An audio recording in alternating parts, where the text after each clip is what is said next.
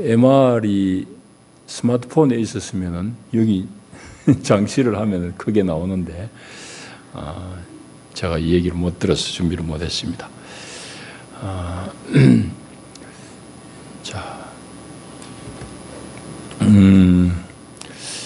오늘 교회 성령 공동체라는 제목으로 말씀을 나누기를 원합니다. 오늘은 성령 강림절 후 첫째 주일이고 교회력으로는 삼위일체주일입니다. 예수를 믿은 분들은 삼위일체라는 말에 대해서 익숙합니다만은 아직 이제 교회 출입하신 지 얼마 안 된 분들은 삼위일체가 뭔고 한 생각을 할 텐데, 하나님은 한 분이신데 하나님은 성부 하나님으로 활동하시고 또 이 땅에 몸을 입은 아들로 오신 하나님을 얘기할 때는 성자 예수님, 또 성자 예수님이 죽으시고 부활하고 승천하시고 난 다음에는 그분이 또 영이신 성령을 보내셔서 이제 오늘 우리와 함께 활동을 하시고 우리의 마음들을 다 주장하시고 인도하십니다. 그 영으로 역사하시는 하나님을 성령 하나님, 이렇게 이제 우리가 구분해서 삼위일체라고 합니다. 세 인격, 세 위지만은 한 몸, 하나이다는 그런 의미가 됩니다. 사람의 개념으로는 이해하기가 대단히 어렵지만 하나님을 하여튼 교회 전통 속에서는 삼위일체 하나님으로 그렇게 고백합니다. 오늘은 특별히 이제 교회라는 것이 우리 시대에는 성령 하나님이 운행하시는 곳이기 때문에 교회 성령 공동체라는 이런 제목으로 좀 말씀을 상고해 보기를 원합니다. 우리 복음주의 개신교회에서는 아주 뛰어난 지도자 중에 한 분인 존 스토트 목사님, 영국 분입니다만은 이제 세상을 얼마 전에 떠나셨습니다.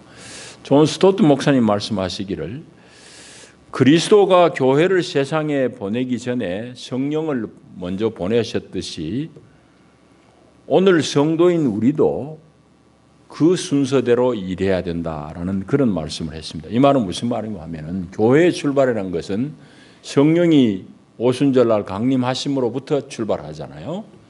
성령으로부터 교회가 출발했다고요. 그런데 예수님께서는 제자들에게 말씀하시기를, 내가 너에게 약속한 것을 받을 때까지 예루살렘을 떠나지 말아라고 말씀하십니다. 그 얘기는 이제 성령을 받고 나서야 나의 분부를 이룰 수 있다는 그런 말씀이죠. 그래서 교회의 출발이 성령이었듯이 성도들의 사역에 있어서도 성령이 함께 해야 됨을 말씀하는 내용입니다. 그런데 이제 오늘 우리 가운데 문제는 뭔고, 무슨 문제가 있는가 하면은, 성령의 감동에 대해서 우리가 아무런 생각 없이 사람의 개인적인 인격, 자기 자신의 힘으로 교회 안에서 사역하는 문제가 있고, 또 다른 한편의 문제는 그건 종교적인 행위입니다. 사실은 따지고 보면은 자기가 꽤 괜찮은 사람이라고 생각하고 내 괜찮은 인격으로, 내 지성으로, 내 이성으로 교회를 유익하게 하겠다는 그런 일함, 이런 것들은 종교적인 행위죠. 그런 쪽에 문제가 생길 수 있고, 또 그와 반대되는 쪽에 다른 극단의 또 문제는 뭔가 하면은, 성령을 늘 은사, 우리가 경험하지 못했던 특별한 일을 하는, 여러분들이 이제 흔히 많이 이제 듣고 보는 대로 막 성령이 역사하면 막 한번 휙 하면은 교인들이 예배하다 뒤로 자빠지고 막 입에 거품을 물고 환상을 봤다고 그러고 하는 이런 이유들을 말하자면은 은사 중심의 성령에 대한 이해들, 그런 성도들의 입장이 이 반대편에 있습니다. 그러니까 양극단이 있는 것이죠. 이거는 성령에 대해서 다 오해한 것입니다. 그 이제 우리가 이런 문제를 어떻게 해결해야 될 것인가? 결국은 이제 성경이 답입니다. 어떻게 우리가 성령에 대해서 온전하게 접근할 것인가? 이 성경이 답인데, 오늘 본문을 통해서 우리가 성령 하나님, 여기에 표현은 보혜사 성령, 보혜사란 말이 나옵니다만은 그 성령에 대해서 조금 더 우리가 이해를 좀 깊이 해봤으면 좋겠습니다. 오늘 본문 말씀은 예수님께서 이제 세상을 떠날 시간이 다 돼가지고 제자들에게 고별사를 합니다. 고별 설교라고도 할 수 있는데 그것이 요한복음 13장부터 17장까지입니다. 13장부터 17장까지는 예수님이 세상을 떠나기 전에 제자들에게 마지막으로 하신 말씀이 기록되어 있는 부분이에요. 그 중에 우리는 한 부분을 읽었습니다. 제자들은 예수님을 3년 넘어 따라다니면서 예수님에게 자기의 삶을 다 바쳤어요. 성읍 다 팽개치고 가정을 버리고 다 예수님 쫓았잖아요. 그러니까 모든 소망과 기대를 예수에게 걸었는데 예수님이 자꾸 죽는다는 소리 하니까 처음에는 말렸습니다. 그런 일이 있을 수 있습니까? 안 됩니다. 뭐 그러다가 이제는 예수님이 자꾸 이제 세상을 떠나실 얘기하니까 제자들 입장이 어떻겠어요? 우리가 헛일 했나? 헛농사 지었나? 뭐 염려가 이만저만이 아니에요. 여러분들 그걸 조금 제자들의 마음을 우리가 이해할 필요가 있는데 우리 부부가 평생의 반려를 삼고 세상을 살잖아요. 그러다 한쪽이 먼저 떠나면은 남아있는 사람이 대단히 허전합니다. 보통 어려운 게 아니죠. 그 마음의 허전함은 뭐 이루 말할 수가 없는 거예요. 제자들의 마음이 그와 비슷하다고 할 수 있을까요? 혹은 더 이상 될지도 몰라요. 자기 모든 삶을 다 거기에 걸었는데 예수님 죽는다는 소리 하니까 제자들이 염려가 되고 걱정이 되고 장래에 대한 아무런 소망이 안 보이는데 예수님은 그런 제자들, 낙담하는 제자들에게 내가 가는 것이 오히려 너에게 유익하다. 내가 가야지 다른 보혜사를 보낼 수 있다. 그래서 그가 오면은 너희들에게 이런 일을 할 것이다 하면서 제자들을 위로하고 격려하는 말씀이 오늘 이 본문의 내용이에요. 그래서 오늘 우리가 읽은 이 본문의 내용은 간단하게 요약하자면 그렇습니다. 보혜사인 성령을 보내겠다는 약속. 그 다음에 두 번째는 그 보혜사가 와서 너희들에게 행할 일들이 이러하다는 것입니다. 그러니까 오늘 예수님이 하신 이 말씀은 성령에 대해서 가장 정확하게 예수님이 언급하신 내용이에요. 그러니까 우리가 성령에 대해서 얼마만큼 오해하고 있고 잘 모르고 있는지를 이 성경을 통해서 우리 한번 확인해 봐야 됩니다. 그리고 오늘 우리가 교회는 성령 공동체인데 성령을 제대로 이해하고 우리 성령을 사모해야 되겠다는 말씀을 여러분과 함께 나누기를 원합니다. 그리고 오늘 이제 7절 말씀에 보시면은 방금 말씀드린 대로 제자들은 막 염려하고 있어요. 자기들의 삶을 다 바쳐가지고 따라다닌 예수님이 이제 떠나겠다고 그러니까 염려가 될 텐데 예수님은 제자들에게 아니다. 너희들이 염려할 일이 아니다. 내가 떠나가는 것이 오히려 당신들에게 너희들에게 유익하다. 내가 떠나가지 아니하면 보혜사가 너희에게로 오지 못할 텐데 내가 가게 되면은 그 보혜사를 너희에게로 보내리라 말씀합니다. 이 보혜사라고 번역된 말은 한자 말입니다만은 이제 헬라 말의 뜻은 파라클레이토스, 파라는 영어의 파랄렐 하고 연결되는 말입니다. 병행. 보혜사라는 것은 내 옆에서 병행, 내 팔짱 끼고 나 옆에서 따라다니면서 이런저런 얘기 자꾸 하시는 분. 그게 이 보혜사라는 말의 본래 뜻입니다. 그러니까 보혜사 성령은 예수님이 몸을 입고 계신 예수님이 죽고 부활하시고 승천하시고 난 다음에 그분이 보내신 그분의 영이에요. 영이란 것은 공간과 시간의 제약을 받지 않는 거로 모든 성령을 초대한 사람들에게 함께 계시면서 쉽게 말하면 파라클레이토스는 팔짱 끼고 늘 우리와 함께 계시면서 우리를 인도하고 우리에게 말을 거시고 우리를 격려하시는 분이다 이 말입니다. 보혜사란 말의 뜻이 그래요. 그분을 보내겠다. 내가 가야지 보낼 수 있다. 그 얘기를 하시는 것이고 그 다음에 중요한 대목은 뭔가 하면은 그 보혜사가 와서 너희들에게 할 일이 있다. 그 보혜사가 오면은 이런 일을 할 것이다 라고 얘기해요. 그걸 요약하자면은 8절에 있는 대로 죄에 대해서 또 의에 대해서 심판에 대해서 세상의 사람들을 책망하고 깨우칠 것이다. 그 얘기 하나 하고, 두 번째는 뭔가 하면은 그 보혜사 성령이 너희들을 진리 가운데로 이끌 것이다. 진리 가운데로 인도할 것이다 라는 그 말씀이에요. 그게 이제 5절까지 말씀을 요약한 내용입니다. 자, 그러면 이제 하나하나 좀 살펴보겠습니다. 보혜사가 하시는 일은 방금 얘기한 대로 죄와 의와 심판에 대해서 책망한다는 얘기는 그 성령이 죄의 심판에 대해서 우리 눈을 열게 한다 이 말입니다. 오늘 이 말씀을 잘 들어야 됩니다. 그래서 죄에 대하여라 하면 뭔가 하면은 9절에 있는 대로 그들이 나를 믿지 아니하미요 라고 그럽니다.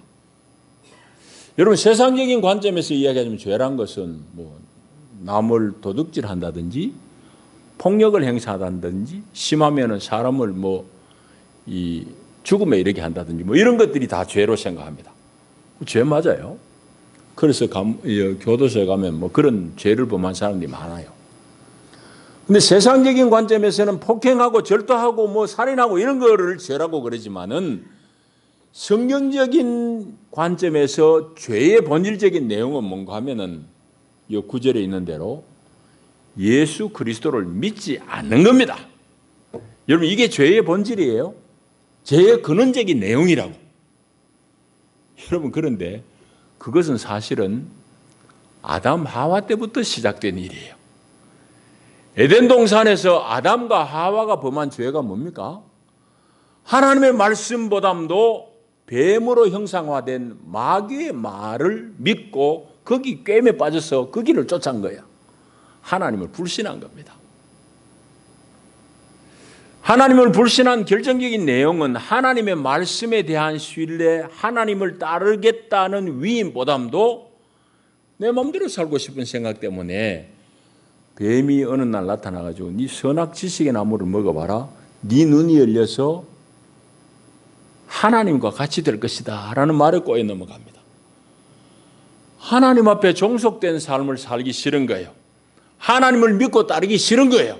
내 마음대로 살고 싶은 욕구가 있는데 그걸 마귀가 꼬드깁니다. 그거를 충동질하는 거예요. 네 그걸 먹으면은 눈이 열려서 하나님 같이 되니까 네 마음대로 살 수 있는 세상이 열린다. 그래서 사실은 선악 지식의 나무를 먹게 되니까 선악을 판단하는 일에는 하나님 수준같이 되어버려요. 근데 선을 행할 능력은 없어요. 그 얘기는 지금 길게는 못합니다. 장세기를 우리 다 지나왔는데요. 선악간에 판단하고 하여튼 구별하는 것은 뛰어나요. 근데 선을 행할 능력은 없어. 그래서 하나님이 에덴 동산 쫓아냅니다. 그런데 그게 죄의 처음이거든. 시초거든. 그게 바로 죄의 본질적인 내용이라고 예수님이 다시 얘기합니다. 아담과 하와가 하나님을 에덴 동산에서 안 믿었듯이 오늘 죄라는 것은 다시 말하면은 사람들이 예수 그리스도를 믿지 않는 것이다. 그 얘기하는 거예요. 죄에 대하여는 그들이 나를 믿지 아니하며라는 말씀이 바로 그겁니다. 그래서 아담을 통해서 들어온 그 죄가 오늘 우리도 다 그 죄를 참여하고 있다 이 말이죠.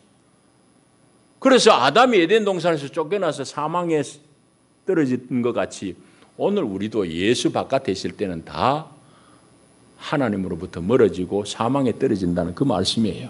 그래서 로마서 5장 12절에 보면은 그러므로 한 사람으로 말미암아, 이 한 사람은 아담입니다. 한 사람으로 말미암아 죄가 세상에 들어오고 죄로 말미암아 사망이 들어왔나니 했습니다. 그건 창세기 있는 대로예요. 그런데 그 뒤에 말씀이 너무 기가 막혀요. 이와 같이 모든 사람이 죄를 지었으므로 사망이 모든 사람에게 이르렀느니라. 모든 사람이 죄를 지었기 때문에 사망이 모든 사람에게도 영향을 미쳤다 이 말입니다.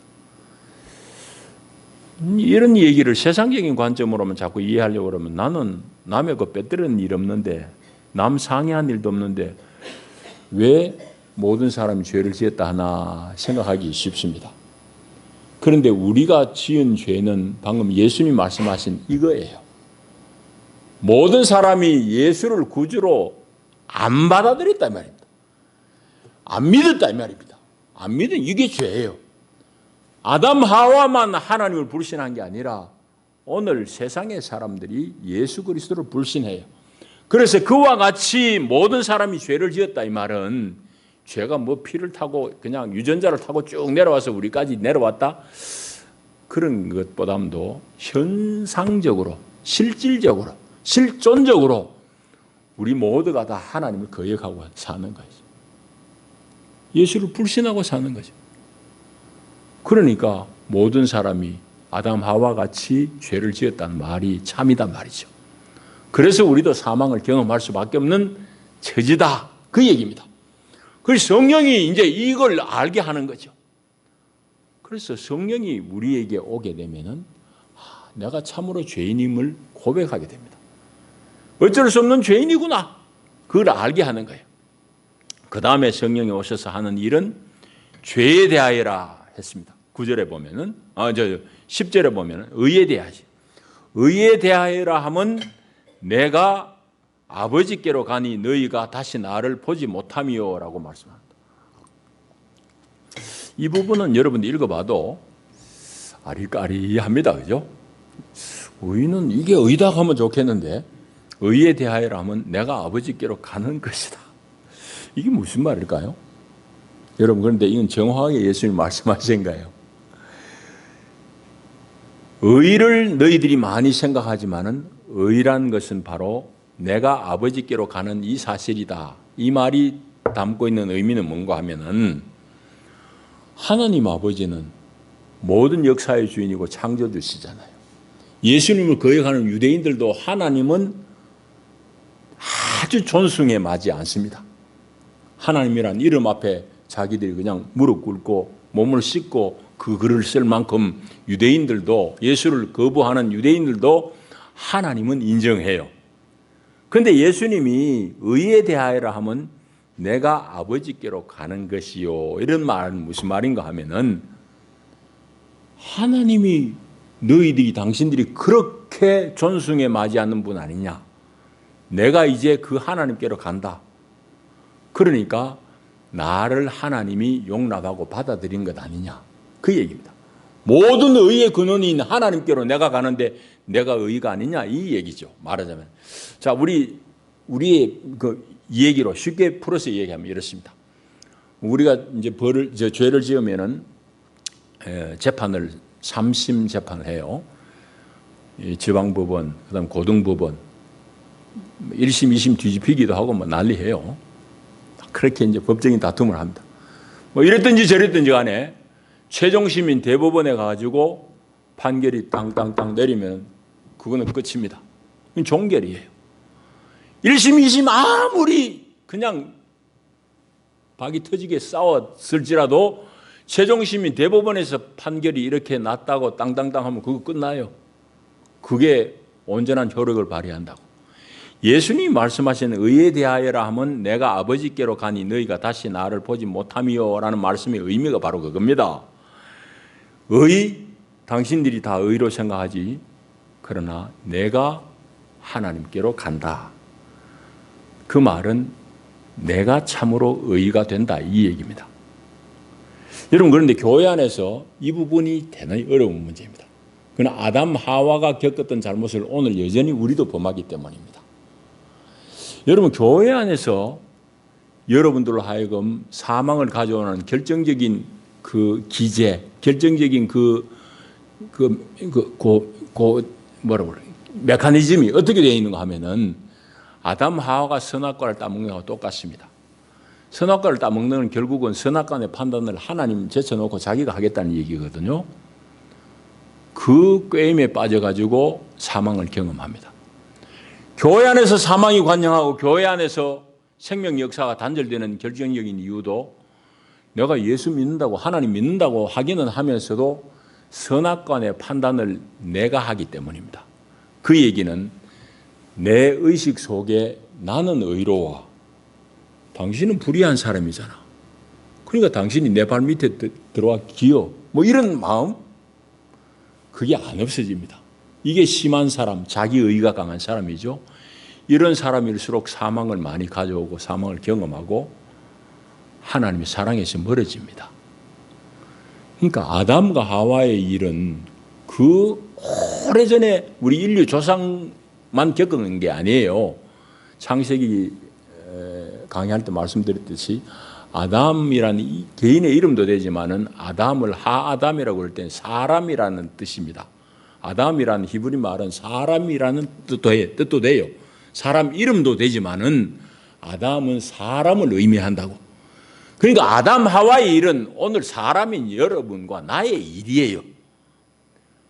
그러니까 그 아담이 선악 지식의 나무 열매를 먹고 하나님께 쫓겨나듯이 오늘 우리도 하나님과 멀어지고 하나님과 단절을 경험하는 결정적인 이유는 선악 지식의 나무를 내가 따먹기 때문이에요. 나 선악 안 먹었는데 에덴 동산에도 안 갔는데요 하면 안 돼요. 오늘 여러분들이 다 여러분 자신을 의롭다고 생각하고 나와 다투는 상대방은 불의한 사람이잖아. 너는 형편없는 사람이야. 근데 상대방은 어떻게 생각하면 상대방도 자기 스스로 자기가 의롭다고 생각해요. 상대방은 상대방대로 자기가 의롭다고 날 보고 불의하다고 지 밑에 또 무릎 꿇으라고 그러네. 그러니까 교회 안에서 한번 싸움이 일어나면 이게 10년도 가고 5년도 가는 이유가 거기에 있습니다. 성경의 진리를 못 살아내는 거지. 교리로만 보는 거지. 아니. 예수님께서 의에 대해서 이렇게 말씀하시는 것은 너무너무 지당한 말씀이에요. 그러니까 예수님이 의가 이런 것이다, 옳게 사는 것이다가 이 얘기를 안 하고 의에 대하여라 하면 내가 아버지께로 감이요 라고 말씀하신 것은 지극히 합당한 말씀이에요. 그 얘기는 뭔가 하면은 예수님이 의라는 얘기입니다. 예수님 당신이 하나님에게 가신 유일한 분이라는 얘기. 예수님 당신만이 의롭고 하나님 앞에 인정된 사람이다 이 말이잖아요. 여러분, 그러면은 오늘 우리가 의로워지는 것은 성경의 말씀 그대로입니다. 우리가 의로워질 수 있는 것도 마찬가지입니다. 내가 의롭고 너는 불의하잖아. 그거는 하나님이 볼 때는 안 맞을 얘기, 안 맞을 수도 대단히 많습니다. 내가 의로울 수 있는 것은 내가 예수 안에 있을 때, 내가 예수 편에 붙어 있을 때 그때 비로소 의로운 겁니다. 여러분 이거 이해됩니까? 그러면은 우리가 다툼이 있을 때에 나는 의롭고 너는 불의하잖아. 그러면은 그 다툼이 해결이 안 돼요. 그런데 어느 날 기도 중에 눈이 열리는데 보니까 내가 의롭지 않을 가능성이 상당히 많을 수도 있구나. 내가 주님 안에 들어갈 때에 비로소 의로워질 수 있구나. 그리고 의는 주님밖에 없구나. 그런 걸 알게 되면 비로소 거기서 화해가 일어납니다. 여러분 보십시오. 그래서 성경은 뭐라고 그런가 하면 고린도전서 1장 30절이 정확하게 예수님이 말씀하고 짝이 맞는 말씀이에요. 고린도전서 1장 30절에 너희는 하나님으로부터 나서 그리스도 예수 안에 있고 예수는 하나님으로부터 나와서 우리에게 지혜와 의로움과 거룩함과 구원함이 되셨으니 했습니다. 여러분 놀라운 말씀이에요. 그래서 우리가 예수 안에 있을 때에 예수는 우리에게 지혜도 되고 의도 되고 거룩 구원이 됐다 이 말입니다. 내가 의로운 게 아니에요. 예수가 나에게 의가 되는 거예요. 나는 예수 안에 있을 때에 비로소 내 의가 인정이 되는 거다 말이지. 여러분 그러니까 오늘 요한복음 16장 10절의 말씀이 얼마나 고린도전서 1장의 말씀하고 짝이 맞는 말씀이냐 이 말이죠. 다시 이제 우리가 이 문제가 늘 교회의 문제이기 때문에 다시 말씀드리면 교회 안에 다툼이 있을 때에 이쪽 편이든지 저쪽 편이든지 다 자기가 옳다 하고 싸웁니다. 자기 그런 줄 알고 싸우는 사람은 없어요. 그렇지 않습니까? 우리는 안 싸우지만 싸우는 교회 교인들을 만나보라고요. 이쪽 편이 저쪽 편이 만나보면 다 자기들이 옳다고 그래. 상대방 죽을 놈이라고 그래요. 근데 그게 안 풀려. 그런데 사실은 의인은 예수밖에 없어요. 내가 예수 안에 들어갔을 때만 내 의가 인정받는 거예요. 내가 하나님 앞에 용납되는 거예요. 여러분 놀라운 말씀이잖아요. 그래서 의에 대하여 하면 내가 아버지께로 가니 너희가 다시 나를 보지 못함이요 라는 말씀이 바로 그 말씀입니다. 자, 그 다음에 심판에 대하여라 하면 이 세상 임금이 심판을 받았습니다 라고 말씀합니다. 심판은 이 세상 임금, 즉 사탄에 대한 것이요. 이 사단은 죄의 창시자, 죄의 근원이에요. 여러분 조금 전에 우리 살펴듯이 에덴 동산의 아담, 그 사람만 이게 사단에게 속았느냐? 우리 다 마찬가지야. 아담 안에서 우리는 다 죄 가운데 태어났어요. 죄 가운데 태어났다는 것이 아까 얘기한 대로 뭐 유전인이 돼서 안 되냐, 되냐 안 되냐 그런 얘기는 할 필요 없어요. 제가 할 때 교회에서 뭐 그 죄가 유전이 되고 유전이 됐든지 안 됐든지 그런 거 얘기할 필요조차 없는 것이 아담이 범한 죄를 오늘 저와 여러분이 똑같은 죄를 범하고 있다 말이에요. 그럼 그 죄에 참여한 거 되잖아요. 그래서 우리는 다 육신의 어머니 태중에서 낳은 사람들은 다 죄인으로 났어요. 그럼 방금 얘기했듯이 죄가 유전됐냐 안 됐냐 이 차원을 떠나가지고 아담이 범하는 그 죄를 우리도 범한다니까. 그 죄의 핵심은 뭐냐? 상대방을 자꾸 정죄하는 거예요. 내 혼자 옳다고 생각하는. 그거 아니란 말이지. 의인은 예수밖에 없어요. 예수님조차도 심지어 옆에 주변의 사람들하고 선한 선생님이 그러니까 예수님 뭐라고 그랬죠? 왜 나를 선하다 하느냐? 선한 이는 오직 한 분이시니 하늘에 계신 아버지밖에 없다고 그랬잖아요. 예수님조차도 선한 분은 하나님밖에 없다고 그랬는데 우리가 얼마나 나는 선하고 너는 악하다고 상대방을 정죄하고 사망의 구덩이 속에 자기도 들어가고 남도 끄잡아 당기느냐 말이에요. 그러니까 아담의 잘못을 우리가 실제로 동참하고 있다고. 실제적으로. 자, 그래서 오늘 이거를 성령이 깨우쳐 주면은, 야, 내가 죄에서 벗어나는 길은 정말 예수 믿는 길밖에 없구나 하는 걸 알게 돼요. 그래서 죄에서 자유롭게 되는 유일한 길은 하나님의 아들이신 예수 그리스도를 믿는 것이라는 걸 알게 돼요. 그게 구절의 말씀이잖아요. 그래서 내가 예수를 믿으면 그분은 내 의가 되고 그분은 내 지혜가 되고 그분은 나의 구원이 되시는 거예요. 고린도전서 1장 30절의 말씀이 실제가 되는 거다. 그리고 그분 안에서 내가 비로소 의롭게 되는 거예요. 이게 복음이잖아요. 이게 복음. 그래서 이 예수를 안 믿는 사람들은 사단이 받을 그 형벌을 다 받아요. 그래서 예수님이 마태복음 25장에 보시면 뭐라고 그런가 하면은 왼편에 있는 사람들에게 이르시되 저주를 받은 자들아 나를 떠나 마귀와 그 사자들을 위하여 예비된 영원한 불에 들어가라 그래요. 마지막 때 이제 오른편 왼편으로 이제 사람을 가르는데 왼편에 있는 사람들에게는 마귀와 그 사자들은 귀신이지 마귀 똘마니들 마귀와 그 사자들을 위하여 예비된 영원한 불에 들어가라. 그걸 심판하는 거예요. 그건 본래 사람을 위해서 예비된 불지옥이 아니에요. 마귀와 그 사자들, 귀신들을 위해서 집어넣으려고 만들어 놓았던 그 영원한 불에 왼편에 있는 사람들도 그거 들어가라고 명하시는 거다 말이죠.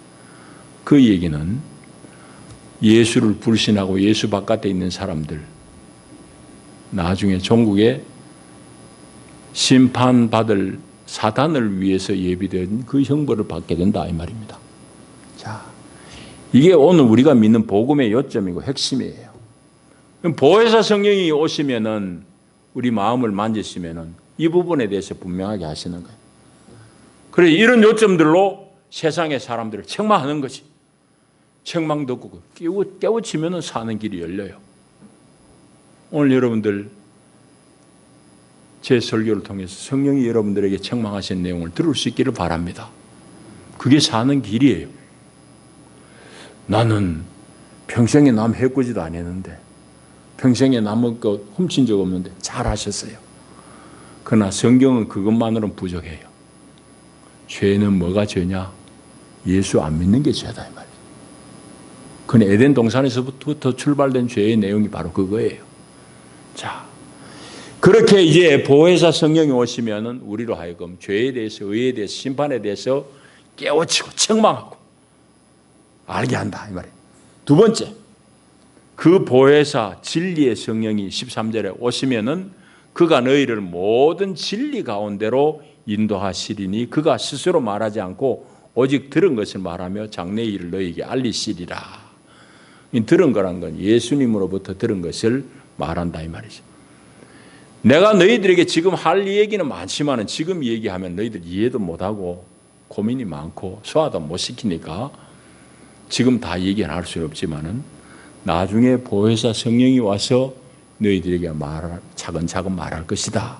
그 얘기를 예수님이 하시는 겁니다. 자, 그러면은 보혜사 성령이 우리 가운데 오셔서 하는 두 번째 일은 뭐냐? 우리를 진리 가운데로 인도한다는 거예요. 여러분 다 앞을 보십시오. 이제 우리가 진리 얘기합니다만 진리는 무엇일까요? 진리는 무엇이냐고 규정하기가 어려우면 진리의 반대는 뭐냐고 생각해 보면 됩니다. 진리의 반대는 거짓이죠. 거짓의 핵심되는 내용이 신앙과 관련해서는 우상입니다.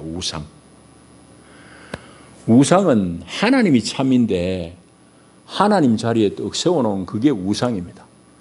구약 성경에는 바알 신상을 세웠죠. 아세라 신상을 세웠죠.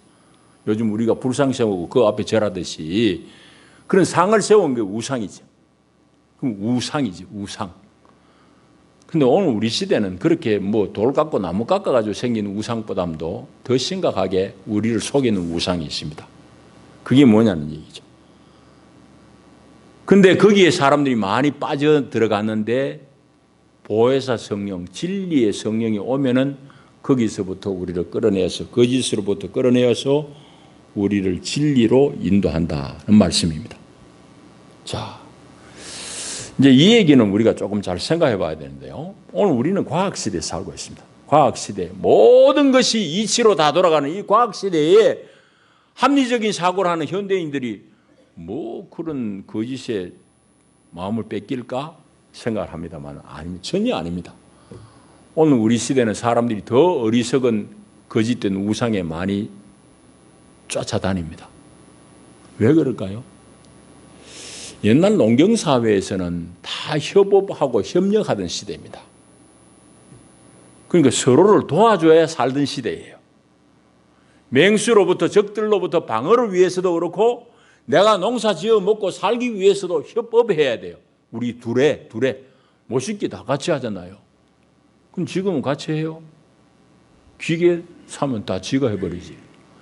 옛날에는 못줄 다 쳐놔놓고 동네 사람 다 모여가지고 이 집 저 집 품앗이 돌아가면 했잖아요. 협력하던 시대 옛날에. 지금은 협력하는 시대가 아니고 경쟁하는 시대예요.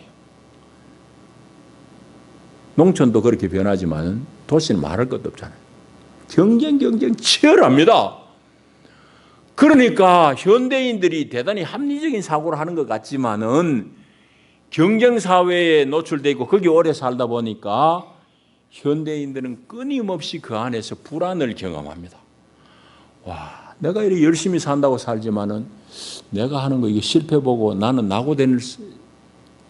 되지는 않을까 하는 이런 불안감. 옛날과 같이 협력하는 시대가 아니고 경쟁하는 시대니까 끊임없이 사람들은 많지만은 다 경쟁의 상대야. 그러니까 날 도울 사람 아무도 없네. 소외감, 불안과 소외감은 현대인들이 가지는 특징입니다.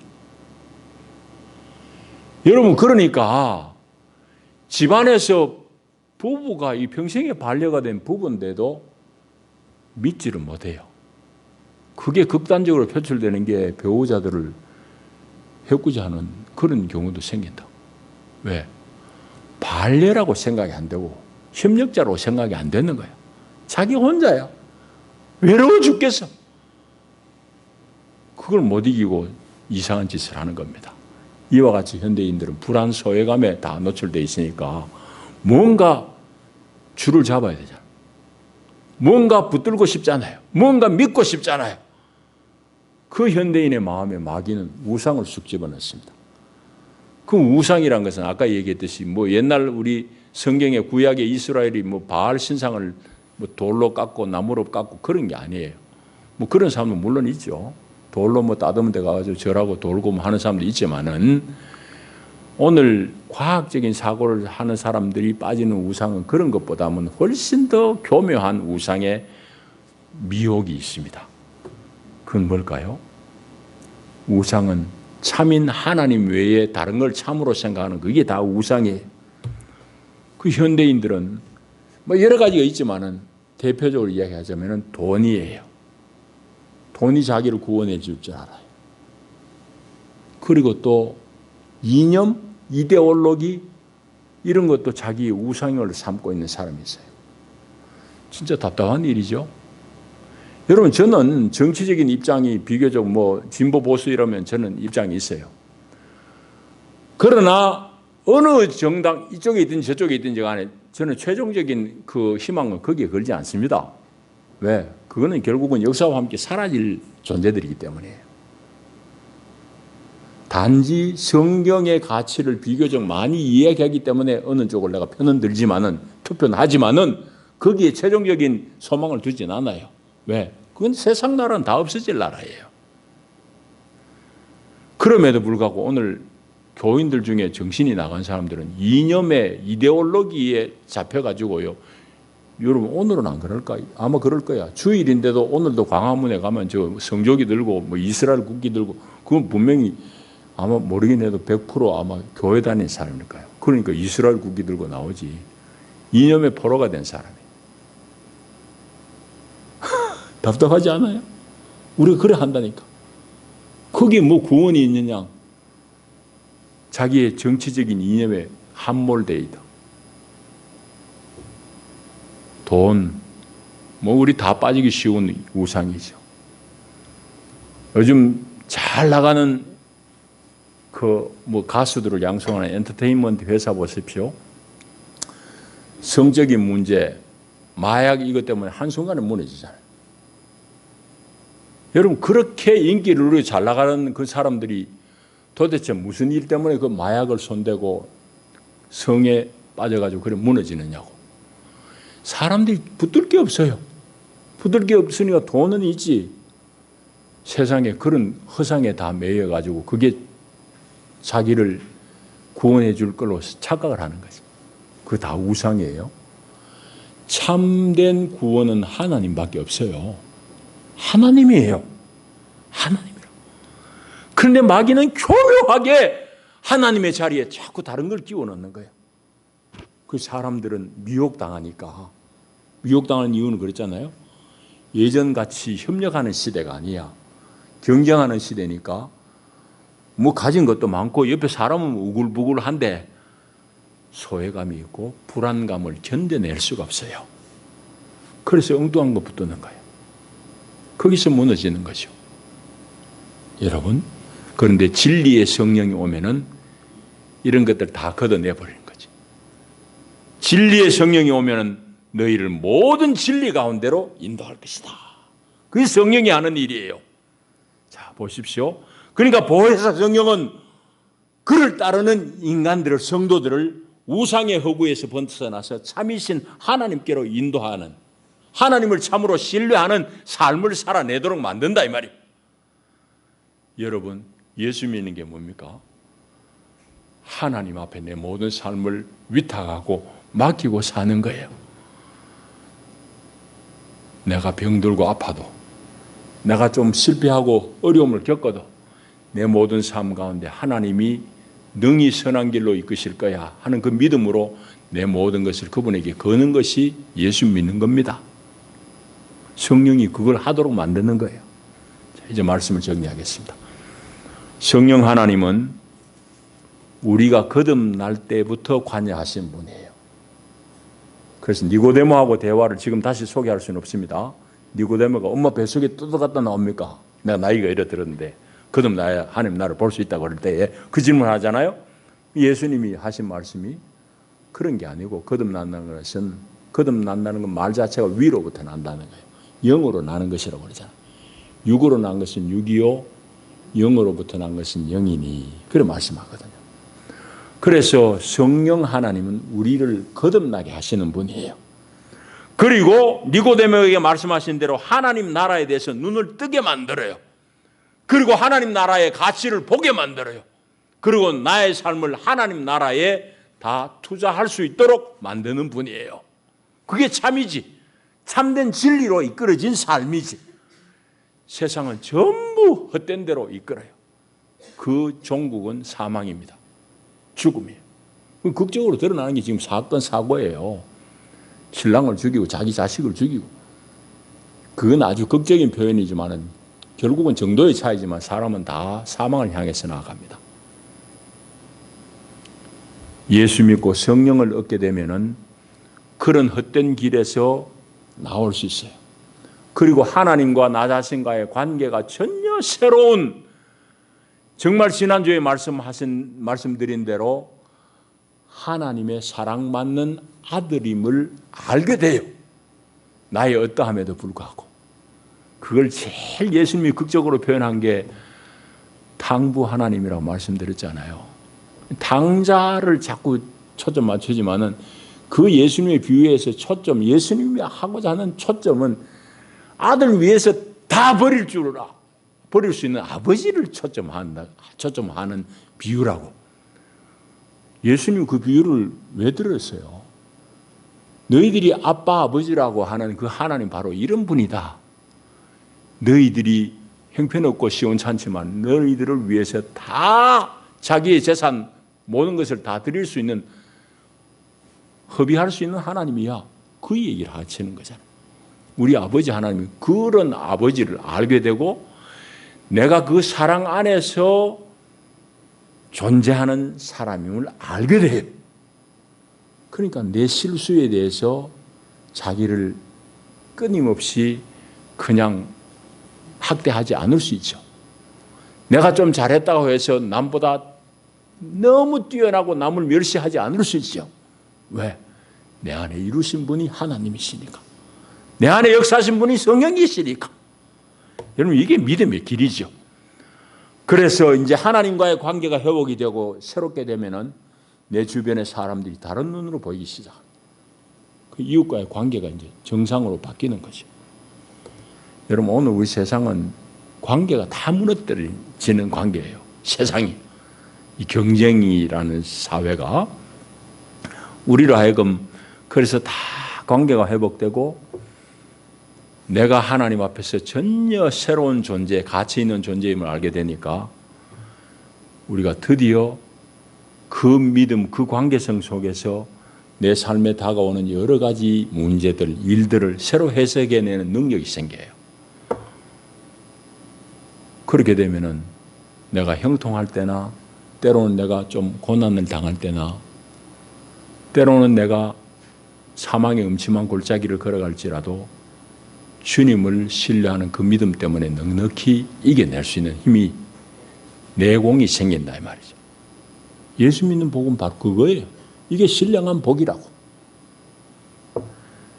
자, 그러므로 여러분들은 성령의 능력과 은사를 간절히 사모하고 성령의 충만을 위해서 기도할 수 있기를 바랍니다.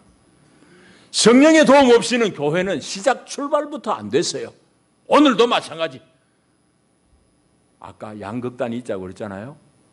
교회 안에 자기의 인격을 믿고 자기의 의지를 믿고 종교적인 행위를 하는 사람이 이쪽에 있는 반면에 이쪽에는 성령의 역사는 그냥 자빠지고 뭐 신령한 거 봤다고 그러고 뭐 환상 속에서 뭐 들었다 하고 이런 소리만 하는 사람.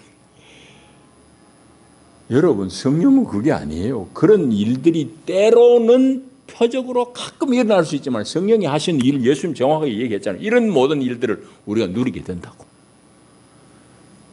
그래서 교회는 성령의 도움 없이는 아무것도 되지 않습니다. 오늘 우리에게 가장 절실한 것도 바로 이 성령의 역사예요. 오늘 우리의 신앙생활에 변화가 일어나야만 하는데 성령의 능력으로 살아내야 되는데 여러분 그걸 약속대로 누리느냐 이 말이죠. 안 누리고 그럼 죽을 때까지 이래 살 거냐? 정말 이게 우리 문제잖아요. 하나님이 약속하시고 예수님이 약속하신 성령의 이 능력과 은사를 우리는 못 누리는데도 그게 당연한 듯이 그래 사는 거죠. 왜 그럴까요? 편하게 예수 믿을 생각을 보험 넣고 그냥 내 지옥은 안 떨어지면 됐지 하는 그런 안일한 마음 때문이 아닐까요? 아니에요. 성령의 역사는 엄청난 역사입니다. 세상을 뒤집은 게 성령의 역사잖아요. 우리를 다 거기로 부르잖아요. 다 그 충만한 자리를 우리를 부르는데 왜 우리는 누릴 생각을 안 하냐 말이지. 언제부턴가 우리 눈에 눈물이 말라버렸고 하나님 앞에 뜨거운 헌신도 다 사라져버리고 그냥 보험 넣듯이 교회 꾸역꾸역 출석하는 그런 것만 남아있지 않느냐 말이에요. 화석과 같은 신앙 아니죠. 그건 하나님이 기뻐하시는 길이 아니죠. 하늘의 신령한 은혜, 하늘의 신령한 기쁨, 정말 하늘로부터 내려오는 이 희락을 우리가 누리느냐 이 말이죠. 못 누린다고 그러면은 내가 말씀대로 못 산 거죠. 여러분 이거 정상이겠어요? 주님이 기뻐하는 길이겠어요? 절대 아니죠. 여러분 성령을 의지하고 성령을 환영하고 성령에게 여러분들의 모든 것을 걸 수 있기를 축복합니다. 안 되는 이유는 결정적으로 그거 하나예요. 한 가지만 얘기할게요. 제가 아버지같이 섬기던 목사님 돌아가신 거 여러분 아시잖아요. 대구에 계세요. 웬만한 걸 제가 결정해서 다 하지만은 정말 이래야 될까 저래야 될까 고민될 때 기도도 물론 하지만은 저에게는 그래도 슈퍼바이저이기도 하고 영적인 스승이니까 찾아가서 상의를 드려요. 그런데 그런 경우가 잘 없었지만은 어떤 경우에는 제가 안 찾아가고 결정을 내려요. 그때는 언제냐? 내가 찾아가서 상의 내릴 때에 그분이 왼쪽으로 가라 할 것 같고 나는 오른쪽에 가고 싶으면은 나는 그분 안 찾아갑니다. 왜? 찾아가서 상의했는데 내 예상대로 왼쪽으로 가라 하는데 나는 가기 싫어. 내 삶을 그분의 지도에 맡기기 싫다 이 말이죠. 그러니까 안 찾아가는 거지. 이해돼요? 여러분 성령 내가 핏대를 세워가지고 침을 튀기고 성령 이야기하지만은 여러분들이 성령 하나님에게 안 찾아가고 그분에게 위탁 안 하는 이유가 뭔지 압니까? 성령이 내가 원하는 대로 안 하고 다른 길로 날 끄잡아 당기면 어떻게 하는 두려움 때문입니다. 틀렸어요? 100% 맞아요. 성령은 뭐라고 그랬지요? 파라클레이토스. 여러분 옆에서 여러분 팔짱 끼고 얘야, 집사야, 장로야 이건 이래 가자. 끊임없이 내 옆에서 내 팔짱 붙들고 나와 함께 같은 길을 가면서 나에게 말 걸어주고 격려하고 위로하는 분, 그게 보혜사라는 말의 뜻이에요. 그런데 우리는 애써서 팔짱을 펼치고 내 마음대로 가요. 왜? 내 마음대로 살고 싶으니까. 왜? 성령이 감동하는 거 내가 싫으면 따라가기 싫으니까. 거기에 성령의 은사가 능력이 나타나겠어요? 절대 안 나타나지. 성령의 능력이 은사가 안 나타나는 이유는 내가 그분 앞에 전적으로 위탁을 안 하기 때문이에요. 거기에는 교회의 역사는 안 일어납니다. 다시금 우리가 정말 회개하고 성령의 능력을 힘입는 길, 그 길을 되찾아야 됩니다. 간절히 사모하시고 그분에게 여러분들의 삶을 위탁할 수 있기를 바랍니다. 거기에 교회의 역사가 일어나는 거예요. 그게 교회예요. 다만 종교인 집단이 아니고. 기도합니다. 하나님 감사합니다. 우리의 불충함을 용서해 주시고 성령 하나님 기꺼이 받아들이고 우리 온 삶을 드리고 순복하며 같이 걸어가게 하옵소서. 그래야 하나님의 거룩한 능력과 하나님 주시는 은혜를, 은사를, 은총을 받아 누리는 귀한 성도들로 삼아 주옵소서. 예수님 이름으로 기도하옵나이다. 아멘.